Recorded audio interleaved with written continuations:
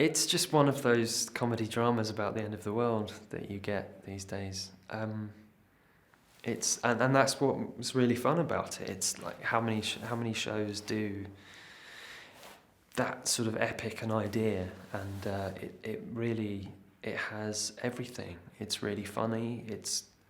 There's really tragic and hopefully very moving stuff in there as well. A lot of pathos. And a crazy array of different characters and stories. And I just remember getting that first script, and I read it faster than I think I've read anything, because you just want to know what happens next and how these disparate people can possibly be related in any way. And as the show goes on, these stories all start to come together, and you're like, I see, that's what's going on, So you've got a nun and a priest and a woman on the run from prison, and a white supremacist who she drags along with her, and a bank manager.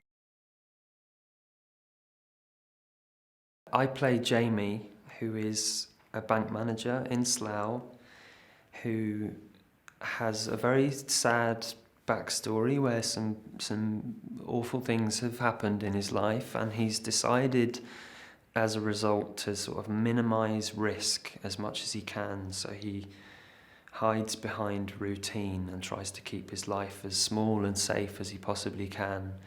And then we find out the world's going to end, and all of that is thrown into disarray, and he's kind of forced to be more adventurous and live more spontaneously, and to sort of explore his potential and find out, if he stops aiming low and starts aiming high, what could he be capable of? Thinking about what's unique about this show, it's almost hard to answer, because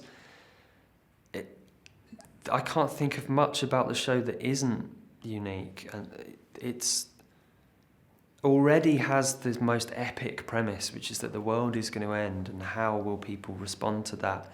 And that's constantly there behind the major narratives, is the backdrop of just how the world is responding. So there's like a scene early on where I'm walking down the high street and people are looting and rioting, and there's a car on fire, and there's that initial burst of like anarchy that comes from it.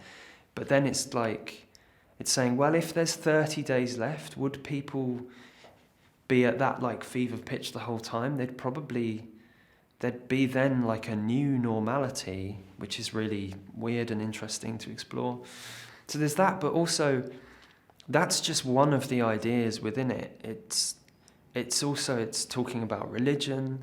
It has this aspect to it that's almost more like a graphic novel or sort of superhero kind of narrative, and it's got gags, but it's got these scenes which are really genuinely quite profound and moving, and it's all in there. I've never worked on something that has so many different ingredients kind of thrown in, so it's a treat.